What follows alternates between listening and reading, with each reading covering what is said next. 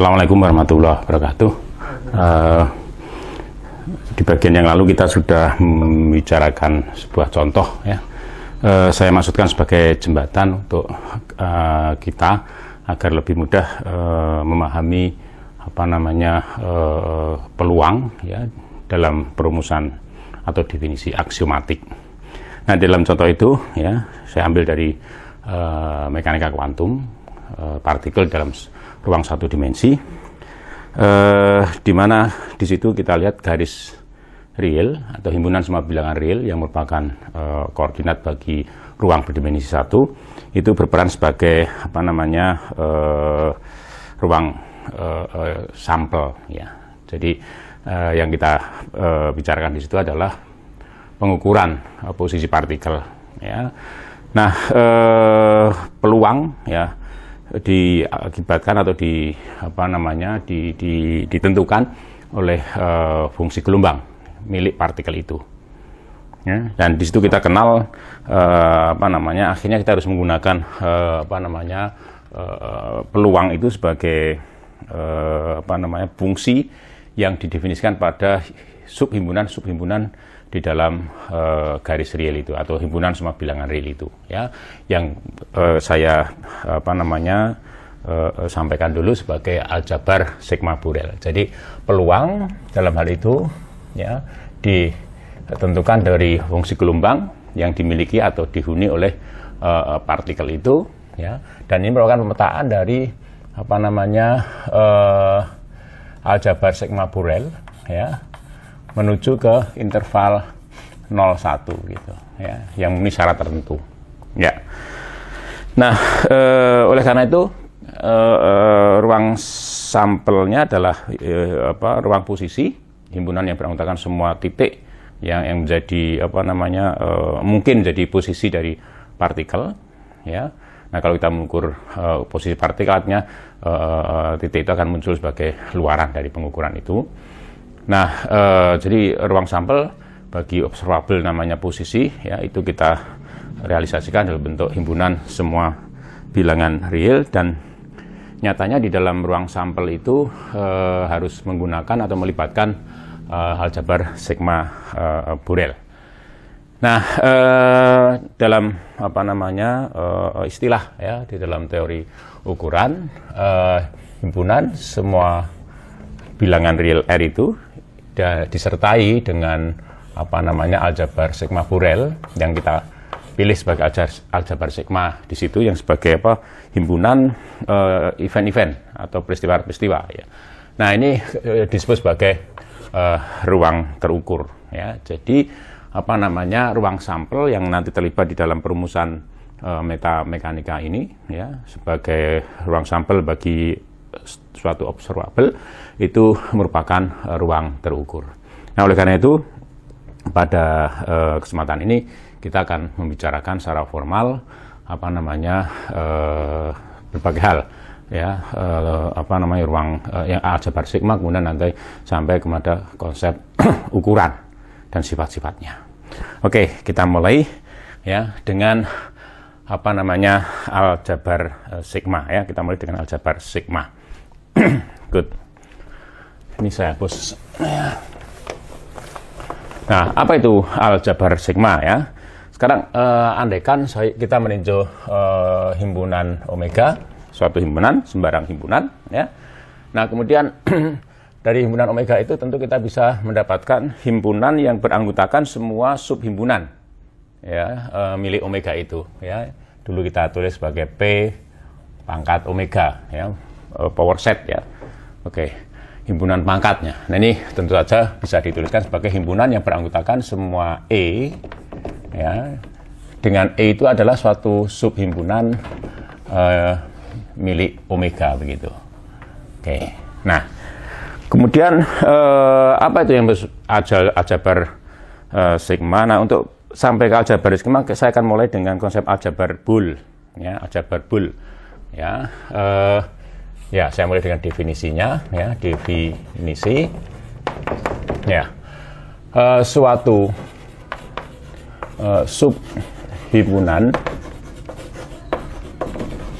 ya, saya tulis F, dari P pangkat A, ya,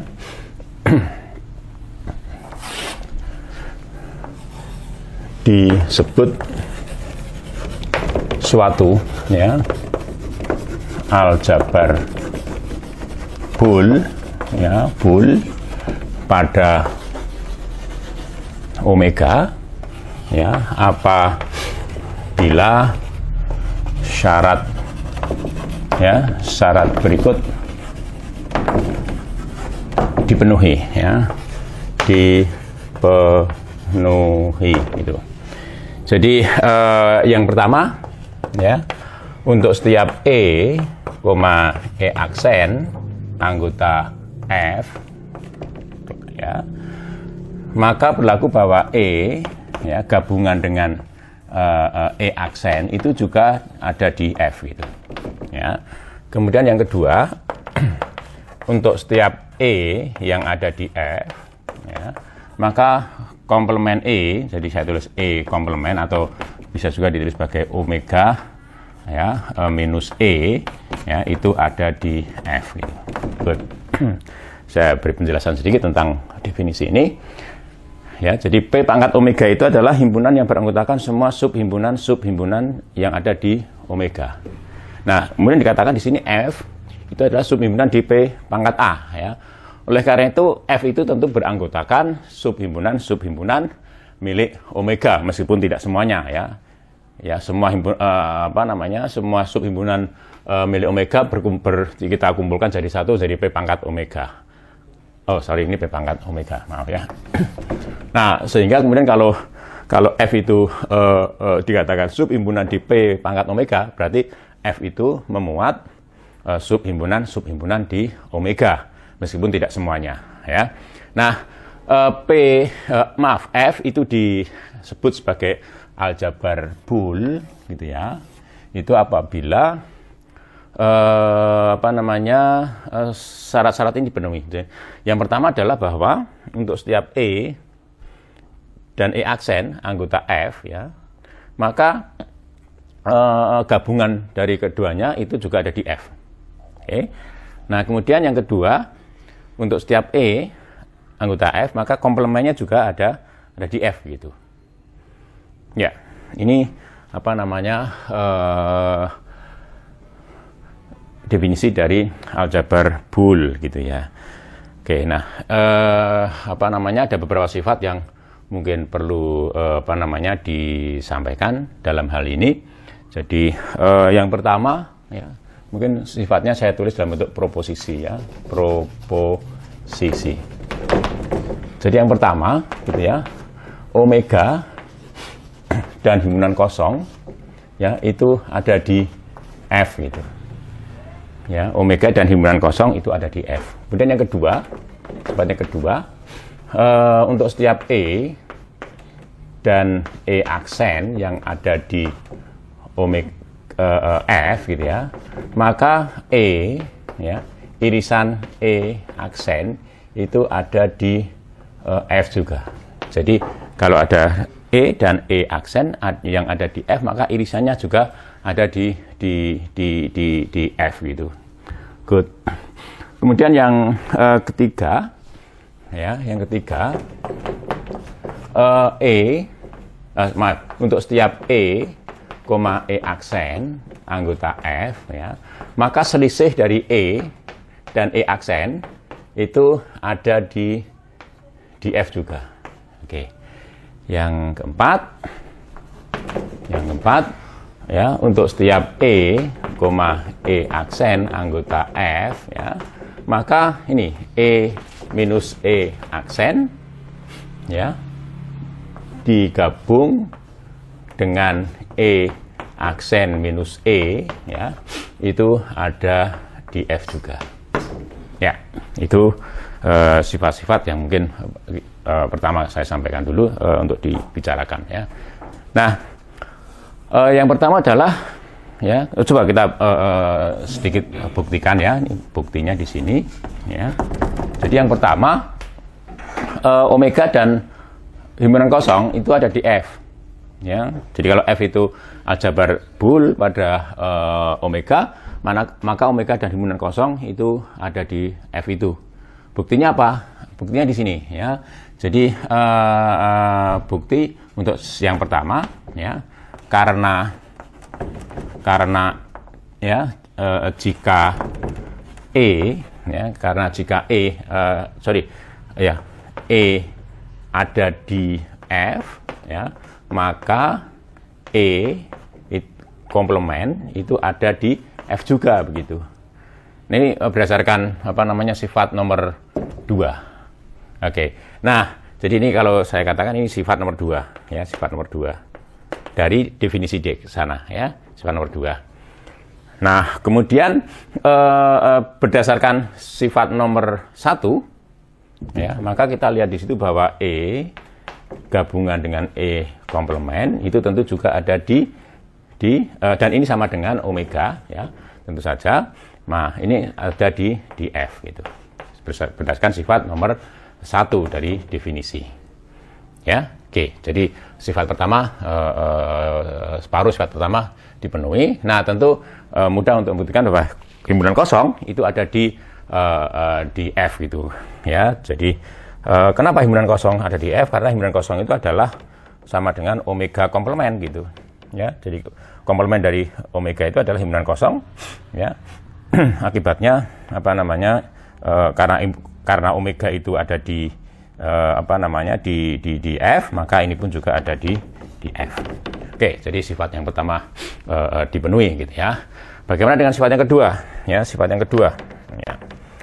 Good. Nah, kita akan menggunakan dalil De Morgan di situ, ya. Kita akan menggunakan dalil De Morgan, ya. Oke, E irisan E aksen, gitu ya. Itu kan berarti kalau diambil komplemennya, gitu ya. Itu kan sama dengan E komplement, gitu ya, gabungan dengan E aksen komplement gitu. Ini dalil De Morgan mengatakan seperti itu, begitu. Nah, sekarang kalau kita ambil sebaliknya, ya. Jadi seandainya saya punyai, jadi kita bisa tuliskan ini bahwa E gabungan E irisan E aksen komplement, ini irisan E aksen, maaf ya, E irisan E aksen ini kan sama dengan E, ya, irisan E aksen komplement lalu dikomplementkan gitu ya, dikomplementkan gitu ya. Nah, ini tentu berdasarkan apa yang ada di sini sama dengan sama dengan E, ya, komplement gabungan dengan E aksen, ya, komplement, ya, lalu dikomplementkan gitu ya, dikomplementkan gitu ya. Oke, lalu kita bisa beralasan, ya, karena E dan E aksen itu ada di F gitu ya, maka E komplement dan E aksen komplement berdasarkan sifat yang kedua itu ada di F, ya. Akibatnya apa? Yang ada di dalam kurung ini juga ada di F gitu, karena gabungan antara dua himpunan yang ada di F. Oke. Nah, oleh karena itu kemudian kalau dikomplementkan juga tentu ada di F gitu. Sekali lagi, karena E dan E aksen itu ada di F, maka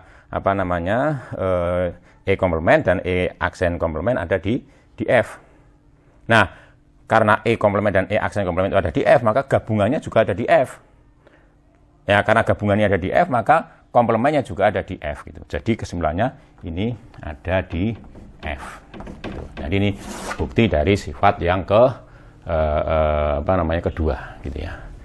Jadi irisannya pun juga ada di F gitu. Oke, kemudian yang ketiga, ya, sifat yang ketiga. Ya. Sifat yang ketiga, ya. Pengurangan, ya. Jadi E dikurangi dengan E aksen, ya. Jika E dan E aksen itu ada di F, maka E dikurangi E aksen itu ada di F. Buktinya di sini, ya. Jadi kalau saya menulis E minus E aksen, itu kan berarti kan sama dengan E, ya, irisan dengan E komplement gitu. Ya, begitu. Jadi ini bisa dicek ya di teori himpunan. Jadi E dikurangi dengan E aksen itu sama dengan E irisan dengan E komplement. E aksen komplement, ya. Nah, kita lalu berargumentasi karena E itu ada di apa namanya di F dan E aksen ada di F, maka E aksen komplement ada di F. Nah, irisan antara dua anggota F juga merupakan anggota F. Nah, jadi ini lalu bisa dikatakan anggota F.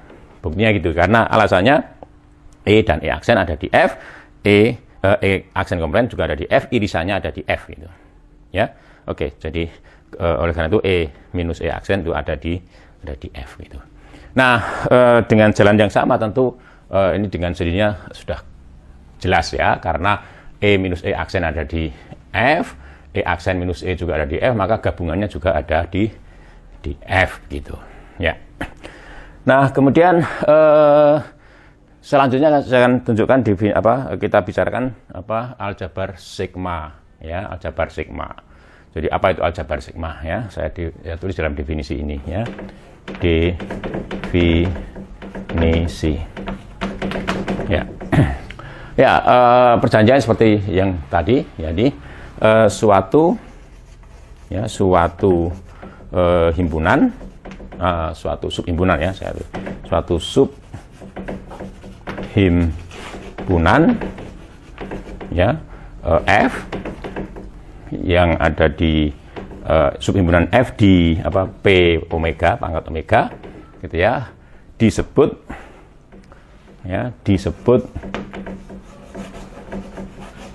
suatu aljabar ya sigma gitu ya, aljabar sigma pada himpunan omega ya, apabila syarat-syarat berikut dipenuhi ya, apabila syarat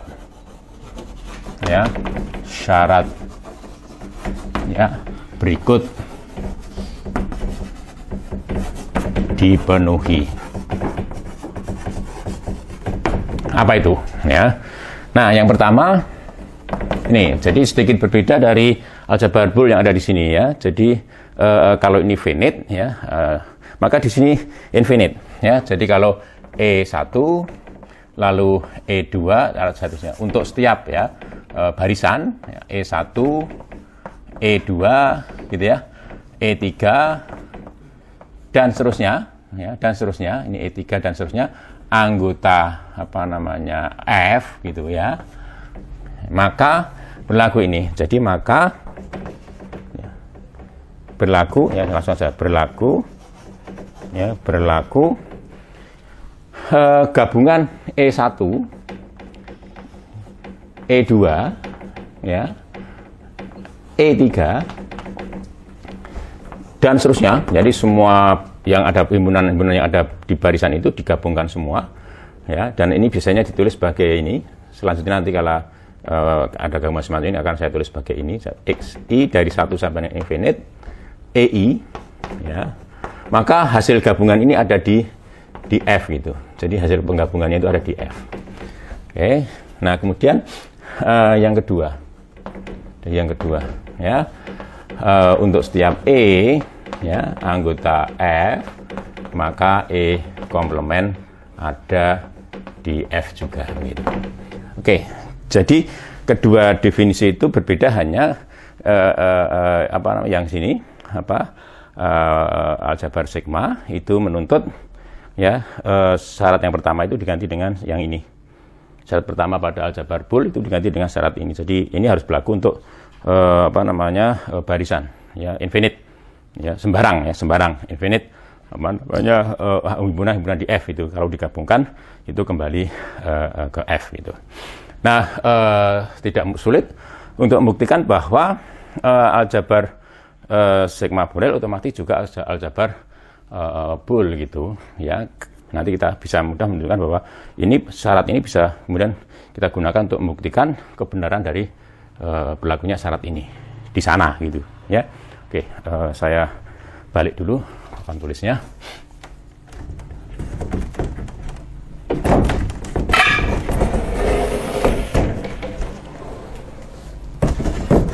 Ya. Oke, jadi jika suatu F itu aljabar sigma, maka otomatis bool gitu ya. Oke. Nah, itu bisa dibuktikan begini. Jadi karena di dalam aljabar sigma itu berlaku syarat ini, ya, maka misalnya kita bisa mengambil barisan ini, ya. Ini kan berlaku untuk semua barisan anggota F gitu, ya. Maka kita bisa mengambil sebagai contoh ini E1, kemudian E2, ya, sembarang E1, E2, lalu setelah itu kosong, dan seterusnya, kosong sampai infinite, ya. Sehingga karena itu harus berlaku, kita lihat ya di sini bahwa E1 gabungan E2, ya, tentu ini akan sama dengan apa? E1 gabungan E2 gabungan kosong, gabungan kosong, gabungan kosong, dan seterusnya, ya, dan seterusnya. Nah, karena ini harus berlaku, maka ini mestinya ada di F gitu. Lihat ya, jadi ternyata untuk setiap kita mengambil E1, E2, ya, anggota F, maka gabungan antara E1 dan E2 itu ada di F ya. Itu membuktikan bahwa aljabar sigma itu otomatis merupakan aljabar bool gitu ya.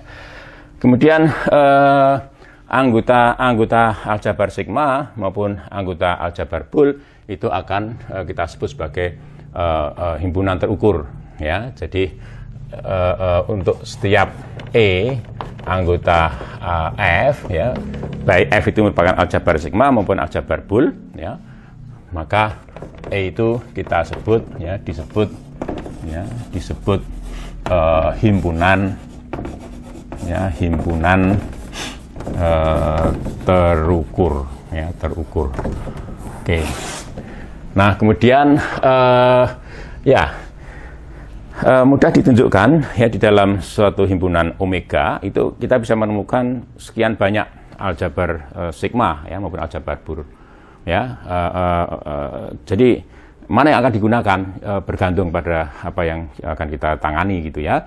Jadi oleh karena itu kalau kemudian kita memilih suatu aljabar sigma atau aljabar bool di suatu himpunan, lalu seterusnya kita akan menggunakan aljabar sigma, aljabar bool yang kita pilih itu dalam suatu pembahasan, maka kemudian kita sampai pada konsep yang disebut sebagai ruang terukur ya, ruang terukur ya, ruang terukur ya.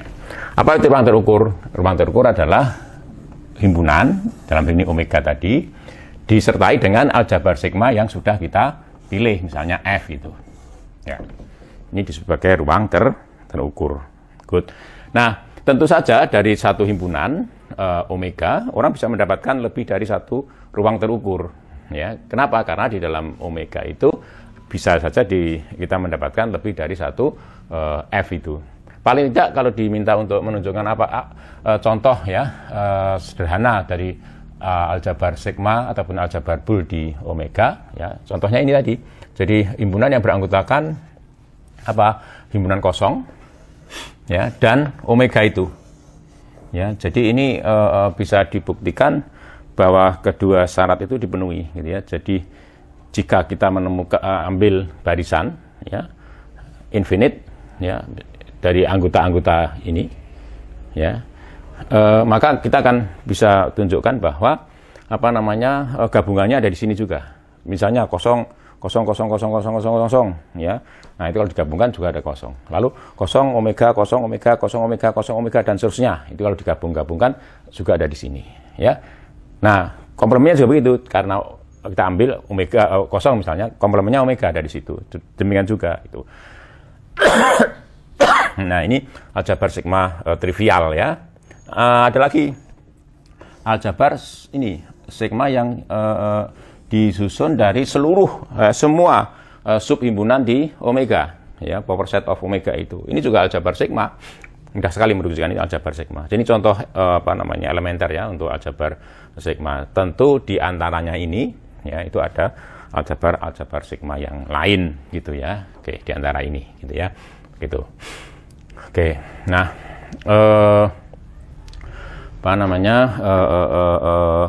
jadi kalau diminta untuk menunjukkan aljabar sigma, ya ini contohnya begitu.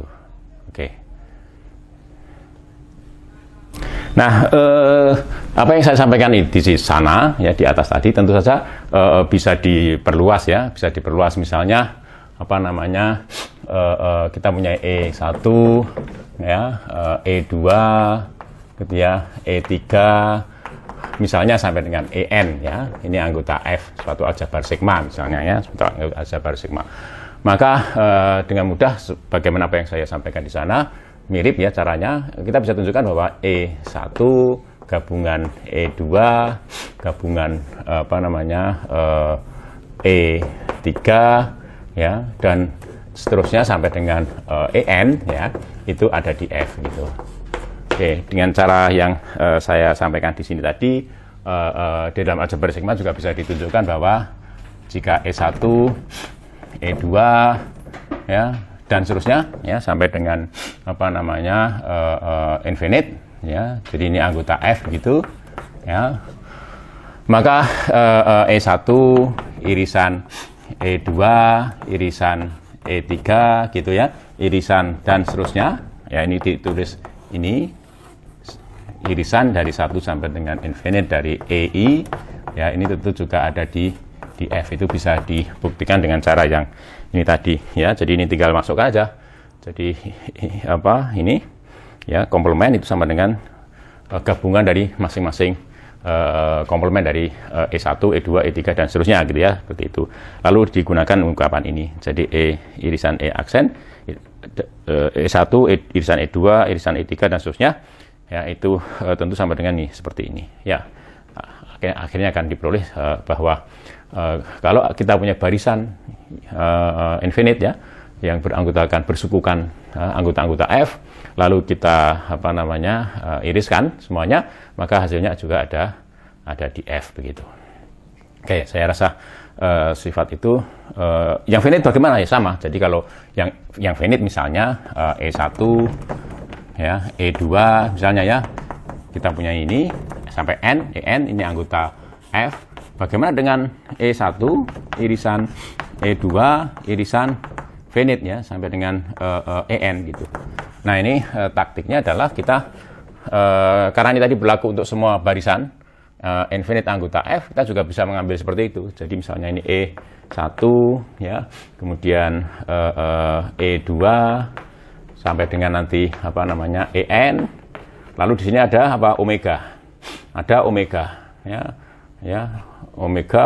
omega dan seterusnya. Jadi barisannya seperti itu. Nah, kalau itu kemudian dimasukkan ke sini ya, maka nanti setelah EN itu diiris dengan omega itu hasilnya apa yang ada di sini ya.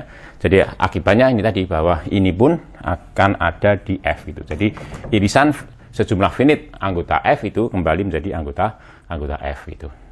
Ya. Oke, saya putar dulu papan tulisnya.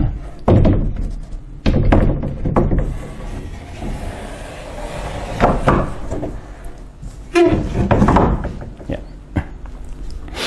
Nah, sekarang begini, situasinya begini. Jadi saya tulis saja dalam bentuk teorem proposisi ya, proposisi. Misalkan F dan F aksen itu dua ya, atau sembarang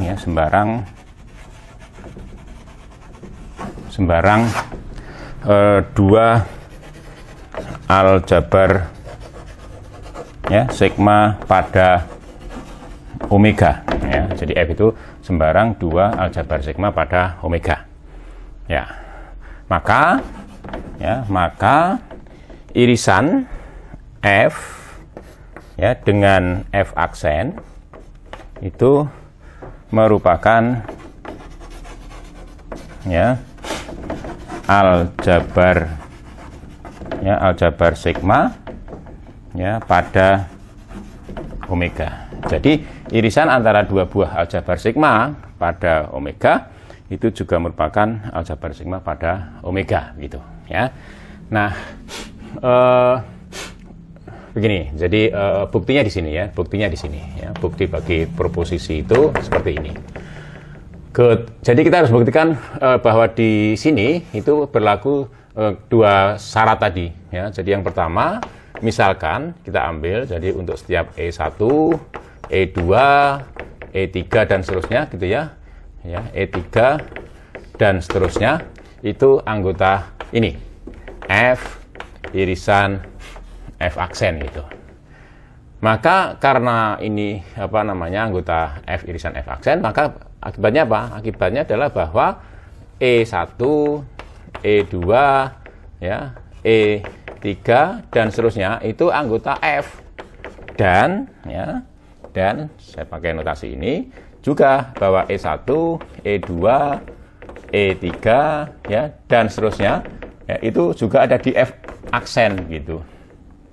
Oke. Nah, karena F dan F aksen itu aljabar sigma, ya, karena F dan F aksen itu aljabar sigma, maka dengan sendirinya, ya, maka dengan sendirinya bahwa E1, ya, E1 gabungan E2, gabungan E3 dan seterusnya, ini tentu ada di F, dan juga bahwa E1 ya gabungan E2 gabungan E3 dan seterusnya itu ada di F aksen gitu.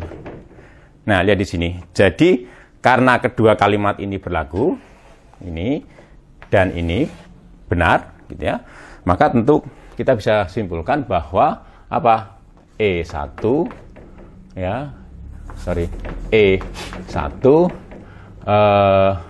gabungan E2 gabungan E3 dan seterusnya ya itu ada di F ya irisan F aksen. Oke, jelas ya saya rasa ya. Jadi karena kalau dimisalkan bahwa ini adalah barisan yang ada di F irisan F aksen, maka tentu barisan ini ada di F ya dan juga ada di F aksen gitu. Sehingga kalau F dan F aksen itu aljabar sigma, maka gabungan dari barisan itu juga masing-masing ada di F dan di F aksen. Artinya bahwa gabungannya ada di irisan antara F dan F aksen ya. Kemudian yang kedua kalau kita ambil E itu anggota F irisan F aksen ya, maka seperti tadi ini berarti bahwa bahwa E ya itu ada di F dan E itu ada di F aksen begitu. Nah, karena E itu ada F itu ada aljabar sigma, maka E komplement itu ada di F. Demikian juga karena F aksen itu aljabar sigma, maka E komplement juga ada di F aksen. Nah, dari sini diambil kesimpulan bahwa E komplement ya itu ada di F irisan F aksen. Oke. Ya, kita hapus lebih dahulu.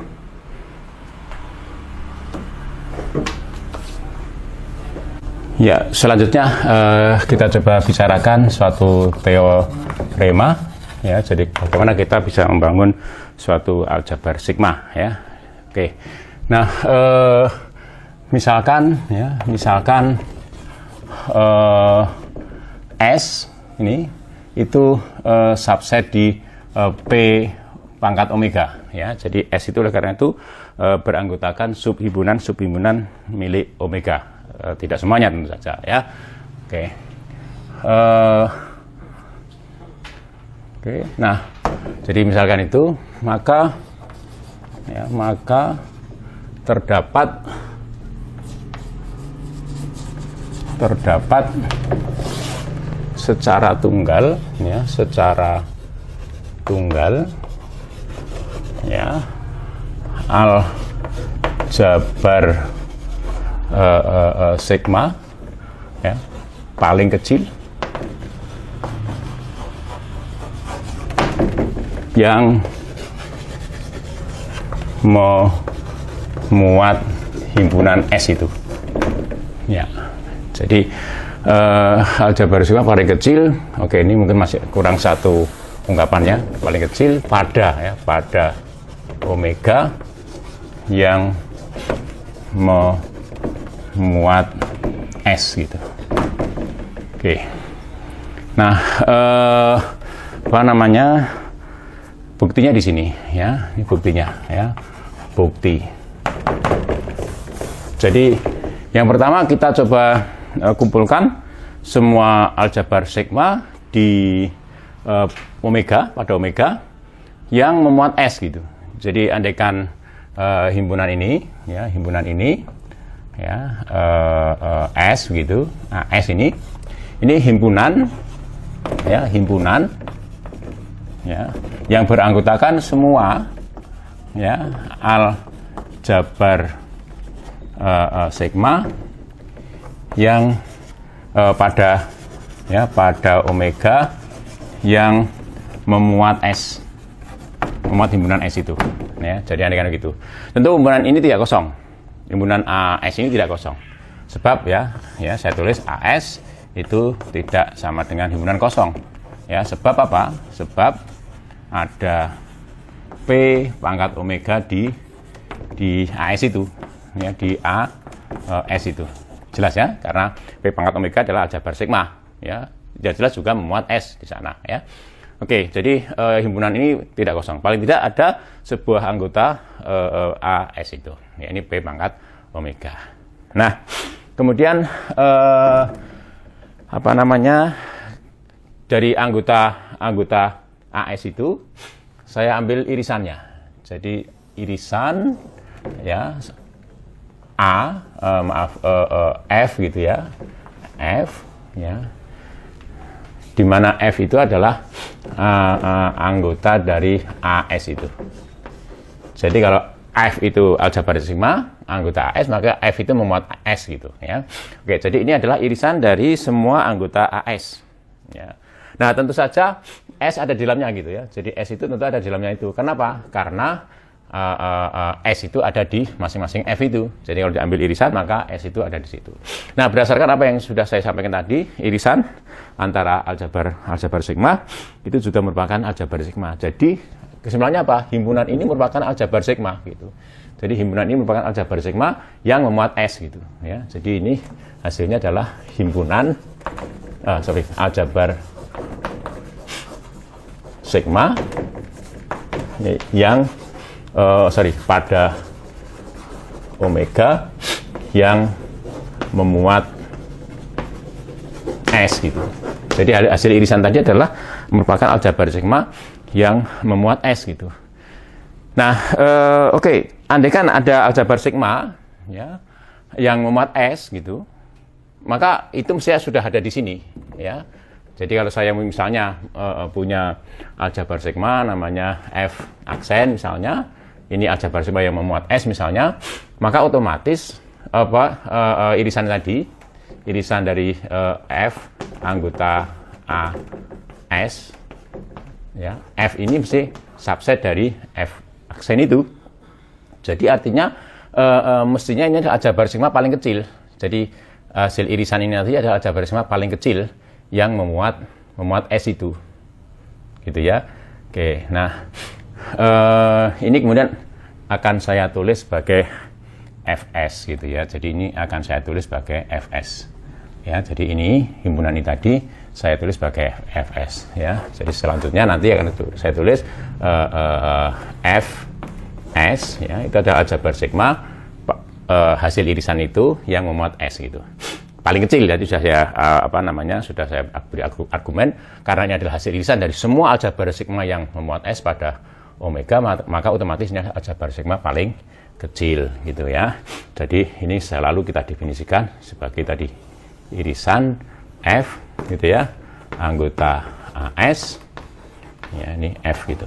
Oke, jadi aljabar sigma paling kecil. Nah sekarang andaikan ada aljabar sigma lain yang paling kecil ya, yang memuat S itu ya, misalnya begini. Jadi ada F2 ya, yang juga memuat S, juga merupakan aljabar sigma paling kecil, misalnya seperti itu. Akibatnya apa? Ya tentu kemudian hasil irisan antara F, S yang itu dengan ini, misalnya saya iris dengan F S, F2S gitu ya, misalnya, maka ini juga merupakan aljabar sigma yang memuat S gitu, dan ini lebih kecil daripada F2 dan F yang di sana gitu ya. Jadi ini juga merupakan aljabar sigma ya, yang memuat S gitu. Nah, tapi yang jelas berlaku begini, bahwa F ya, S irisan F2S gitu ya, ini adalah ada di Fs gitu. Demikian juga Fs irisan F2S ini juga ada di F2S. Oke. Nah, ini kontradiksi. Kenapa? Karena tadi saya katakan bahwa kita sudah membuktikan bahwa ini adalah aljabar sigma paling kecil ya, yang memuat S. Jadi aljabar sigma pada omega yang paling kecil yang memuat S gitu.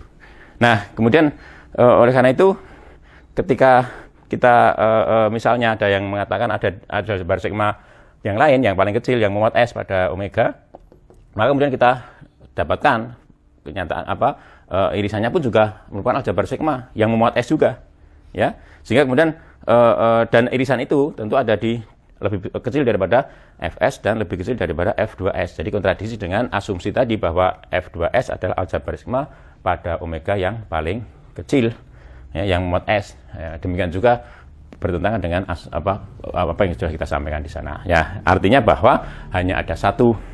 Ya, komprominya begini, karena kontradiksi ini komprominya adalah bahwa F2S itu mestinya sama dengan Fs yang di sana itu. Ya, itu bukti dari teorema ini tadi. Nah, kemudian kita akan membaca Fs ini aljabar sigma pada omega yang memuat S paling kecil itu sebagai aljabar sigma yang dibangun dari S. Ya, jadi dibaca sebagai aljabar sigma yang dibangun dari S. Ini sebagai aljabar sigma pada omega gitu ya, yang dibangun ya atau dibangkitkan dari himpunan S itu. Nah, contohnya misalnya aljabar sigma Borel ya, itu adalah aljabar sigma yang pada R, pada himpunan semua bilangan real yang dibangun dari interval terbuka ya. Jadi dalam kuliah yang lalu saya tulis seperti ini ya, IR gitu ya, himpunan yang beranggotakan semua interval terbuka ya pada garis real. Nah, ini ya, kemudian saya konstruksi ya aljabar sigma Borel dari situ. Nah, sesungguhnya boleh dikatakan bahwa aljabar sigma Borel pada garis real itu tidak lain adalah ini tadi, aljabar sigma ya yang dibangun ya dari I tadi, IR itu. Ya, jadi aljabar sigma yang dibangun dari IR, himpunan yang beranggotakan semua interval terbuka pada garis real gitu ya. Ini contoh yang pertama gitu ya. Contoh yang kedua itu perumuman dari R itu ya. Jadi perumuman dari R itu. Jadi R itu bisa diperumum menjadi R pangkat N misalnya ya. Tapi sebelum itu ya agak sedikit yang perlu disampaikan, ditekankan. Jadi begini, bisa terjadi ada himpunan yang lain ya misalnya S aksen begitu, ya sehingga Fs itu sama dengan Fs aksen. Jadi bisa terjadi bahwa suatu aljabar sigma itu dibangkitkan atau dibangun dari lebih dari satu himpunan. Jadi bisa terjadi ya, jadi ada S aksen dengan S aksen itu tidak sama dengan S, tetapi terjadi bahwa Fs aksen itu sama dengan Fs. Jadi aljabar sigma yang dibangkitkan oleh S aksen itu sama dengan aljabar sigma yang dibangkitkan oleh S. Oke, contohnya di sini. Jadi kalau kemudian kita pilih ya I bar R itu adalah himpunan yang beranggotakan semua interval tertutup misalnya pada garis real R itu, maka ternyata ya BR itu aljabar sigma Borel itu juga ternyata bisa dibangun dari I bar R itu. Jadi itu sama dengan F I bar R. Oke. Dan masih ada himpunan yang lain ya. Jadi himpunan-himpunan yang lain, jadi interval setengah terbuka, setengah tertutup ya. Itu bisa digunakan untuk membangun aljabar sigma Borel pada R itu. Jadi satu aljabar sigma tapi bisa dibangun dari lebih dari satu himpunan subhimpunan yang ada di ruang R itu. Demikian juga yang lainnya itu saja. Oke. Kemudian berikutnya contoh ya. Nah, kita bisa memperluas R itu, misalnya kita ambil himpunan semua barisan n buah bilangan real ya. Ya, orang menyebutnya sebagai ruang R pangkat n. Nah, sebagai perumpamaan dari interval terbuka itu adalah kubus berdimensi n atau balok berdimensi n, tapi bisa juga bola terbuka berdimensi n gitu ya. Jadi apa itu bola terbuka berdimensi n ya? Jadi saya tulis begini, bola terbuka B ya berpusat di titik x1 berpusat di titik x1 sampai dengan xn gitu ya.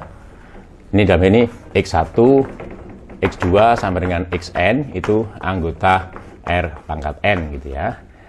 Dengan jari-jari epsilon ya. Jadi bola terbuka berpusat di titik ini di ruang Rn itu adalah himpunan yang beranggotakan semua Y1, Y2 sampai dengan Zn ya, anggota R pangkat N asalkan bahwa Y1 dikurangi dengan X1 dikuadratkan, ditambah Z2 dikurangi dengan X2 dikuadratkan, ditambah terus sampai dengan Zn dikurangi dengan Xn gitu ya. Itu kuadrat kurang dari epsilon gitu, kuadrat ya. Jadi ini dalam kurung siku ya. Himpunan yang beranggotakan semua titik di dalam ruang R pangkat N yang jaraknya ya, kuadrat jaraknya atau jaraknya dari titik X1 sampai dengan Xn itu kurang dari epsilon gitu. Nah, ini adalah permukaan bola. Nah, kemudian kita kumpulkan semua bukan permukaan bola terbuka, maaf ya. Kemudian kita kumpulkan semua bola-bola terbuka itu ya di R pangkat N itu ya, kita kumpulkan. Jadi misalnya kita tulis bola ya, bol misalnya itu ya, R pangkat N. Jadi misalnya ini adalah himpunan yang beranggotakan semua bola terbuka ya di R pangkat N yang didefinisikan seperti ini tadi. Maka kemudian kita bisa mendapatkan aljabar sigma Borel di R pangkat N. Ya, jadi nanti kita dapatkan aljabar sigma Borel di R pangkat N. Yang tidak lain adalah F, ya, aljabar sigma yang dibangun dari bol tadi, bol R pangkat N itu. Oke, gitu ya. Jadi caranya mendapatkan aljabar sigma Borel di R pangkat N dengan cara dibangkitkan dari himpunan yang beranggotakan semua bola terbuka di R pangkat N itu. Oke, itu contoh yang kedua ya. Oke, nah sekarang saya akan bicara lebih lanjut tentang aljabar sigma warisan gitu. Jadi kalau kita punya suatu himpunan atau ruang terukur tadi, nah kemudian ada subhimpunan di dalam ruang terukur itu. Nah, ternyata di dalam ruang subhimpunan ruang terukur itu kita bisa mendapatkan aljabar sigma yang terkait dengan aljabar sigma dalam ruang terukur itu. Nah, lebih jelasnya kita bicarakan ya di sini.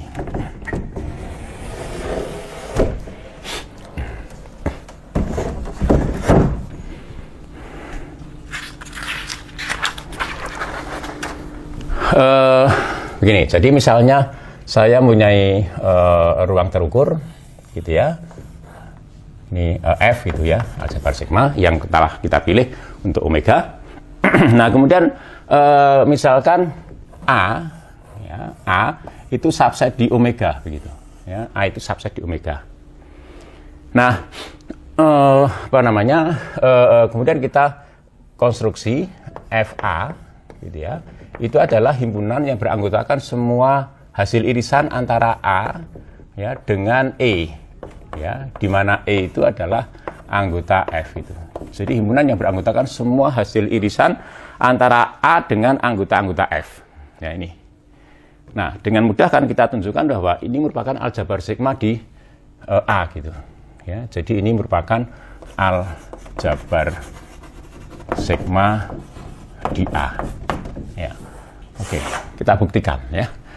Yang pertama ya, misalnya saya punya F1, F2, F3 ya, dan seterusnya. Ini ada di FA misalnya ya, di FA. Maka akan ada apa? Minimal setidak-tidaknya sekumpulan ini E1, E2 ya sampai dengan infinite, ini anggota F gitu, dengan sifat apa ya, bahwa F1 itu sama dengan A dikali diiris dengan E1, lalu F2 itu sama dengan A diiris dengan F3 dan seterusnya gitu. Jadi sehingga nanti bahwa F1 untuk setiap I, F itu adalah irisan antara A dengan EI gitu. Ya. Nah, tugas kita adalah kemudian bagaimana menentukan ini. Apakah F1 gabungan F2 ya, gabungan F3 ya, gabungan F4 gitu ya. Dan seterusnya ya. Itu ada di FA atau tidak gitu. Oke, ini di mana gitu. Di mana gitu ya. Di mana. Oke. Nah, menjawab pertanyaan itu ya tentu F1 gabungan F2 gitu ya, gabungan F3 dan seterusnya mestinya sama dengan apa? Ini A irisan E1 gitu ya, kemudian gabungan dari A irisan E2 gitu ya, kemudian gabungan A ya irisan E3 gabungan dan seterusnya gitu. Oke. Nah, sekarang kita bisa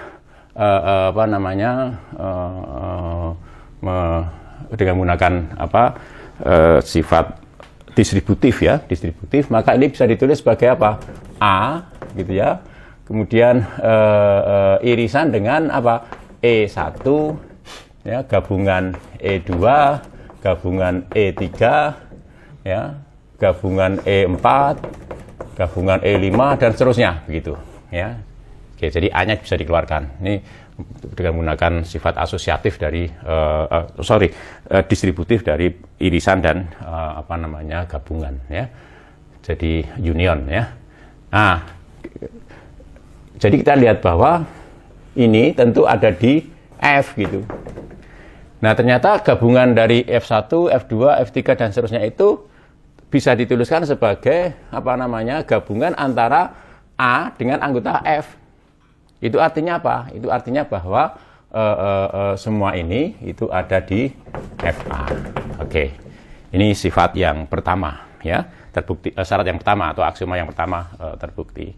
Bagaimana dengan aksioma yang kedua? Ya. Aksioma yang kedua. Ya, ambil F ya sebarang anggota FA misalnya, ya. Maka dari situ kita dapat ambil kesimpulan bahwa F, ya, komplement, ya, F komplement itu kan berarti sama dengan apa namanya F komplement tapi di A, hati-hati di sini ya, bukan F komplement di omega tapi di A, ya. Jadi dalam ini saya tulis begini aja. Jadi A dikurangi dengan F gitu, ya. Ini F komplement di A gitu. Good. Nah ini bisa dituliskan sebagai A, ya, A irisan dengan apa? F komplement, ya. Maaf. Jadi A diiris dengan F komplement, ya betul. Jadi komplement F di A itu ditulis seperti ini, tidak lain adalah apa namanya irisan antara A dengan ini. Nah kemudian karena F itu ada di FA, otomatis ada E, ya, sedemikian rupa sehingga F itu sama dengan E irisan A gitu, ya. Jadi kita bisa menuliskan ini irisan apa? Ada E irisan A gitu, ya, E irisan A, ya. Oke. Ya, kemudian ini komplement tentu saja, ya, gitu. Jadi ini bisa ditulis sebagai A irisan E komplement, gitu ya, gabungan A komplement. Jelas ya? Ini karena dengan dalil De Morgan, E irisan A komplement itu sama dengan E komplement gabungan A komplement. Nah, ini dengan menggunakan distributif tadi, ini adalah A irisan E komplement, ya. Kemudian gabungan dengan A apa?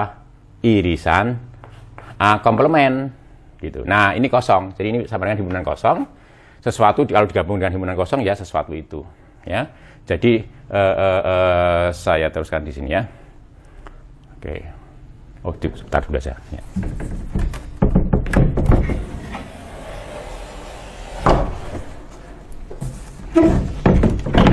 Ya. Oke, dari sana kita dapatkan ini. Jadi apa namanya A minus F. Jadi komplement F di A, gitu ya. Itu ternyata sama dengan apa namanya A irisan E komplement, gitu ya. Gabung dengan himpunan kosong. Apapun yang digabung dengan himpunan kosong, ya apa namanya ini dalam kurung ya.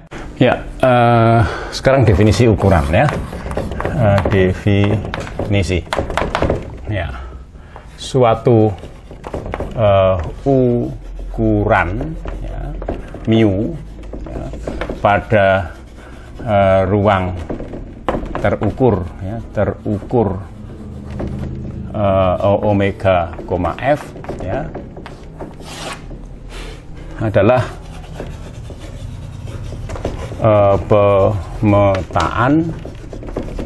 pemetaan mu dari aljabar sigma F itu menuju ke R bar. Nah, R bar ini saya masukkan adalah gabungan antara himpunan semua bilangan real dengan himpunan singleton ini. Ya, jadi yang anggotanya infinite ya. Yang memenuhi syarat yang memenuhi syarat ya, syarat berikut ya. Jadi yang pertama ya,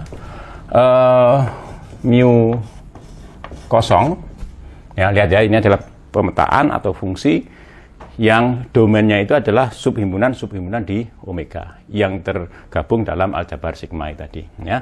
Oke, mu kosong ya itu sama dengan 0. Ya, yang kedua mu E ya itu lebih besar atau sama dengan 0.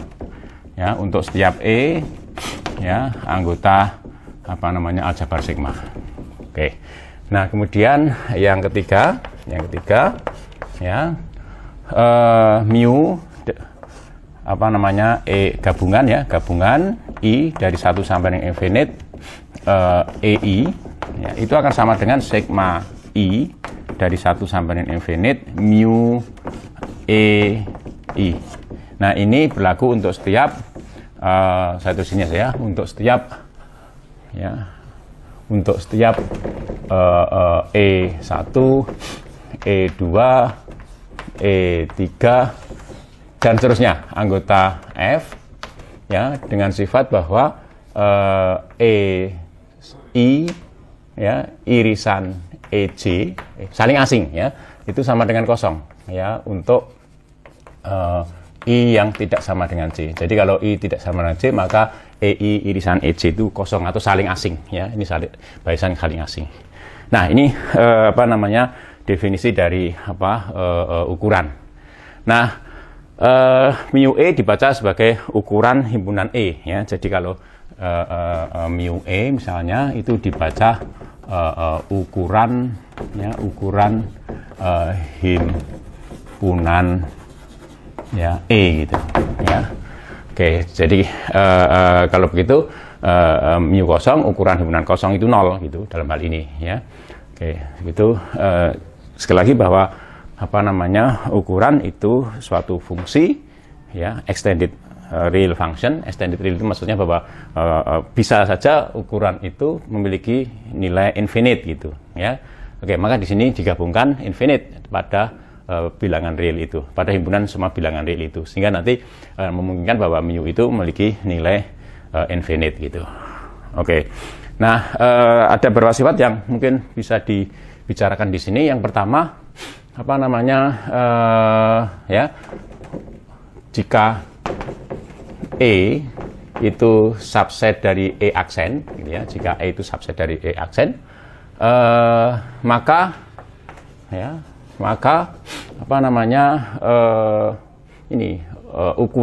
ukuran E itu akan kurang dari atau sama dengan ukuran E aksen gitu.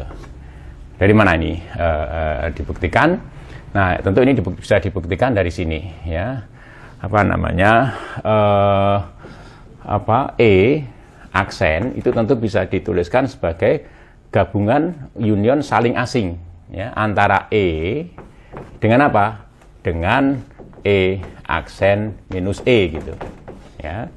Jadi E aksen, karena E aksen ya kalau saya gambarkan di sini, ini E aksen misalnya, ini E di dalam ya.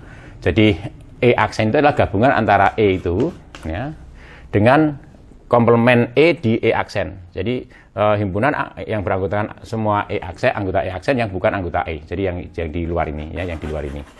Itu ya, ini. Nah, oleh karena itu kalau kemudian dengan menggunakan sifat ini ya, sifat ini tentu juga bisa dibuktikan berlaku untuk yang finite ya. Sebelum kita buktikan itu ya, saya buktikan di sini aja, di bawah ini ya. Di bawah sini. Jadi ini tentu sifat ini juga bisa dibuktikan untuk yang finite. Jadi misalnya saya punya E1 sampai dengan EN gitu ya. Kemudian kita ingin mengetahui misalnya ukuran dari E1 gabungan E2 gabungan sampai dengan EN misalnya gitu ya. Nah, ini tentu akan bisa kita hitung misalnya ya, bahwa E1, E2 sampai EN itu bisa diganti misalnya dengan E1, diganti misalnya dengan barisan ini E1, E2 sampai dengan EN gitu ya. Setelah itu kosong ya, kosong.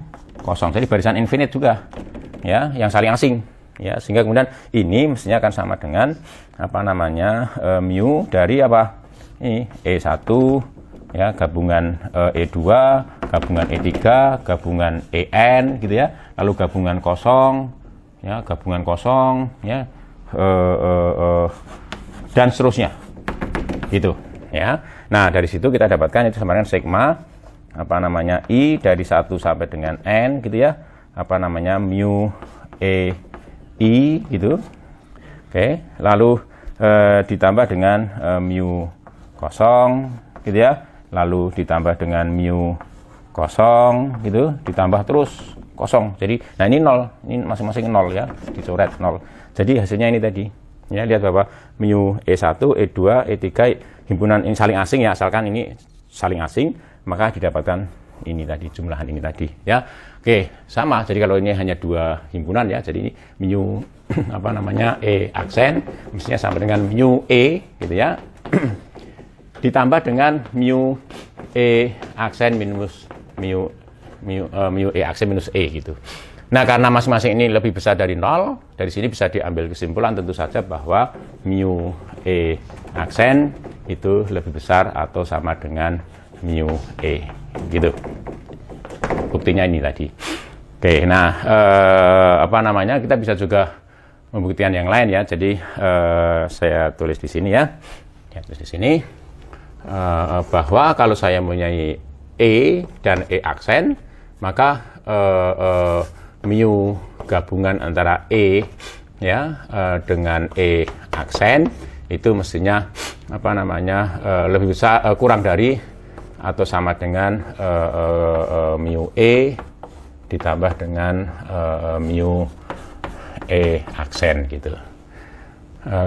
Ya ini bisa di katakan begini, bahwa E gabungan E aksen ya itu kan sama dengan apa, E minus E aksen gitu ya, digabung dengan E aksen gitu ya. Jadi E gabungan E aksen itu sama dengan apa namanya himpunan yang beranggotakan semua apa namanya anggota omega yang bukan E aksen, anggota E yang bukan anggota E aksen gitu ya, lalu digabung dengan ini. Kalau ini digambarkan di dalam diagram Venn misalnya ya, ini misalnya E begitu, ini apa namanya E aksen ya, maka kemudian ya tentu saja ini E, jadi yang saya arsir ini adalah apa namanya E minus E aksen gitu di situ ya. Ini yang saya arsir agak miring ke sini,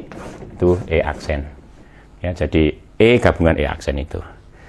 Oke, nah jadi artinya bahwa ini gabungan saling asing ya. Jadi jadi kemudian kita bisa menuliskan mu E gabungan E aksen itu sama dengan mu E minus E aksen ditambah dengan mu apa namanya E aksen gitu. Ya, alhasil mestinya mu E ya gabungan E aksen itu kurang dari lebih besar maaf apa namanya ya sebentar ya, kurang dari ya apa namanya sebentar ya, kurang dari apa namanya mu E gitu ya ditambah dengan mu E aksen. Alasannya gini, jadi E minus E aksen itu kan subhimpunan di E gitu kan. Jadi karena ini mu E ya minus E aksen itu kurang dari atau sama dengan mu E gitu. Kenapa? Karena mu E minus E aksen E minus E aksen itu adalah subset atau subhimpunan di E gitu. Karena itu ya, terbukti ini tadi ya. Oke, itu sifat apa namanya ukuran ya, sifat ukuran semacam itu. Oke. Nah, sekarang kita coba apa namanya bicarakan penamaan dari atau penyebutan suatu ukuran didasarkan pada nilai ukuran itu ya.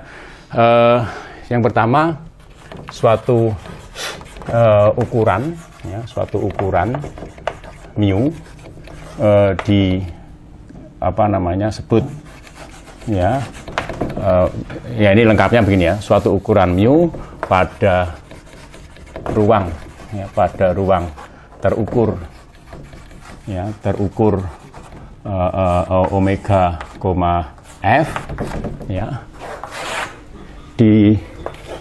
dikatakan ya finite, dikatakan finite apabila ukuran dari omega itu kurang dari infinite gitu ya, atau finite gitu ya. Jadi suatu ukuran mu pada ruang terukur omega, f itu dikatakan finite apabila mu omega itu kurang dari infinite gitu.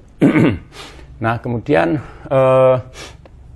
yang kedua, suatu ukuran mu pada ruang terukur omega, f gitu dikatakan sigma finite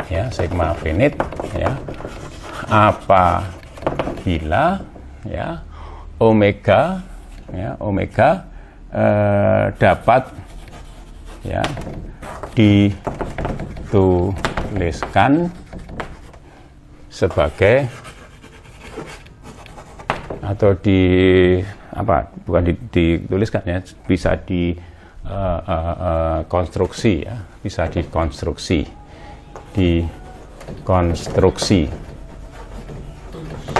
sebagai gabungan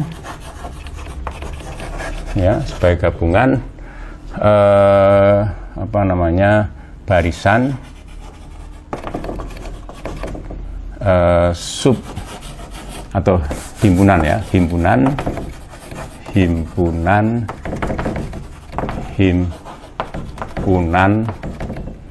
terukur dengan ukuran finite ya. Oke. Jadi artinya begini. Jadi ukuran mu itu pada omega f itu dikatakan ukuran yang sigma finite itu apabila omega itu bisa dituliskan sebagai gabungan dari himpunan-himpunan yang terukur EI, E1, E2, E3 dan seterusnya dengan masing-masing ini ukuran EI itu finite gitu.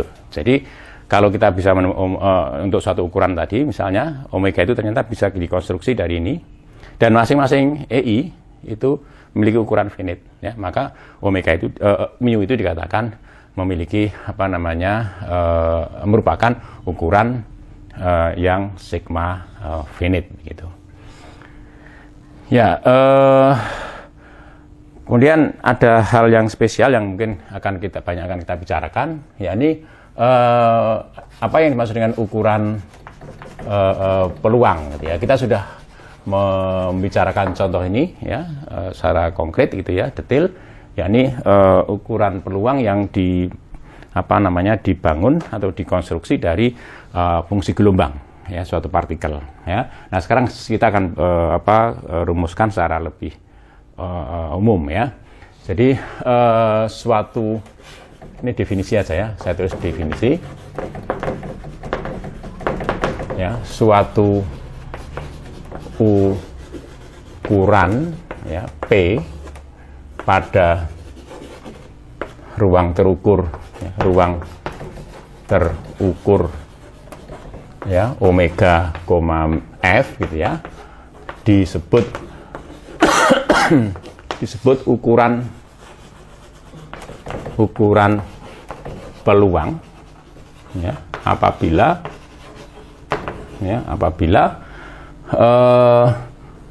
ukurannya finite. Jadi P itu finite atau lebih tepatnya bahwa P omega itu sama dengan 1 Jadi peluang lalu dibaca, jadi nanti PE untuk setiap E anggota F ini lalu dibaca peluang terjadinya event atau peristiwa E gitu Jadi peluang terjadinya event atau peristiwa E itu kapan event itu terjadi kalau salah satu anggota dari E itu event itu muncul sebagai luaran dalam pengundian jadi itu yang harus dipahami seawal terkait dengan ukuran peluang. Oke, nah suatu ukuran yang finite itu bisa dikonversi menjadi ukuran peluang dengan jalan normalisasi ya. Jadi misalnya saya punya ukuran mu, ya, ukuran pada pada ini ruang terukur ini, ya, F begitu misalnya, dengan mu omega itu kurang dari infinite, maka dari situ saya bisa mengkonstruksi suatu ukuran peluang, ya, saya tulis P mu begitu. Dengan P mu itu saya peroleh dengan jalan apa? Seper mu omega. Jadi ukuran ruang total omega saya kalikan dengan mu. Gitu. Ya, jadi ini tentu merupakan pemetaan dari F, ya, menuju ke ini interval 0,1 itu. Ya. Dan ini memenuhi syarat, ya, otomatis karena mu itu ukuran, maka ini memenuhi syarat sebagai ukuran, ya, ukuran peluang lebih tepatnya. Ya, ini namanya normalisasi. Jadi membagi ukuran mu itu dengan ukuran total dari ruang terukur itu, ya. Lalu otomatis akan didapatkan ukuran itu ternormalisasi, artinya nilainya ada di pada interval ini 0 sampai dengan 1. Nah, itu. Nah, kemudian ada terkait dengan ukuran peluang ini, ya, nanti ada istilah ya, jadi kalau kita hitung ini ukuran peluang misalnya P omega jelas sama dengan 1, ya, maka kemudian orang mengatakan omega sebagai event itu event mutlak, ya, mutlak terjadi, ya, event mutlak gitu, ya, absolut, ya, selalu terjadi, ya, kalau kita mengundi selalu ruang sampel akan terjadi sebagai event. Nah, tapi yang sifatnya mutlak tidak hanya omega, tergantung dari P-nya itu, ya, maka nanti ada suatu ada himpunan yang juga bisa disebut sebagai event mutlak gitu. Jadi ketika peluangnya sama dengan 1, ya. Jadi misalnya saya mempunyai suatu event peristiwa dan kemudian ternyata ukuran peluangnya adalah 1, ya. Maka dikatakan bahwa E itu, ya, E itu peristiwa atau event, ya, mutlak, ya, absolut, ya, absolut. Nah, kemudian ada event yang mustahil. Jadi kalau saya punya E suatu event, lalu ternyata peluangnya sama dengan 0 gitu, ya, maka E itu disebut sebagai event atau peristiwa mustahil. Mustahil terjadi maksudnya, ya. Oke, karena peluangnya 0. Oleh karena itu salah satu contohnya adalah kosong, himpunan kosong itu termasuk event mustahil, ya, event mustahil gitu. Nah, tentu akan berlaku seperti ini, ya, jika, ya, E itu mutlak, event mutlak, ya, event mutlak gitu, ya, maka, ya, E komplement, ya, E komplement itu event mustahil, ya, mustahil. Dan sebaliknya jika E komplement itu event mustahil, maka E itu event mutlak. Jadi ini mungkin jika dan hanya jika, ya, hubungannya. Jadi kalau saya tulis ya, saya hapus dulu, ya, biar lebih tepat, ya. Oke. E event mutlak, ya, mutlak jika dan hanya jika, ya, E komplement itu event mustahil, ya. Oke, itu terkait dengan peluang, ukuran peluang. Nah, nanti ukuran peluang akan kita bicarakan lebih jauh, ya. Yang penting sampai di sini adalah bahwa di dalam metamekanika nanti yang seperti sudah kita sepakati, ya, mengukur besaran fisika adalah mengundi. Jadi terkait dengan besaran fisika kita memiliki ruang sampel dan peluang yang akan kita bicarakan didefinisikan pada ruang terukur, yakni ruang sampel itu disertai dengan aljabar sigma yang kita pilih, ya, di antara aljabar sigma yang mungkin dimiliki oleh ruang sampel itu. Jadi sebagai ruang sampel bagi suatu pengukuran besaran fisika adalah ruang terukur. Ya, oleh karena itu saya rasa penting bagi kita untuk memahami benar apa yang dimaksud dengan ruang terukur, kemudian ukuran. Ya, sebenarnya ini saya bicarakan masih dalam tataran yang sederhana, yang semoga bisa ditangkap dengan baik. Kemudian selanjutnya akan kita bicarakan nanti kelanjutan dari metamekanika. Apa itu metamekanika? Terima kasih. Assalamualaikum warahmatullahi wabarakatuh.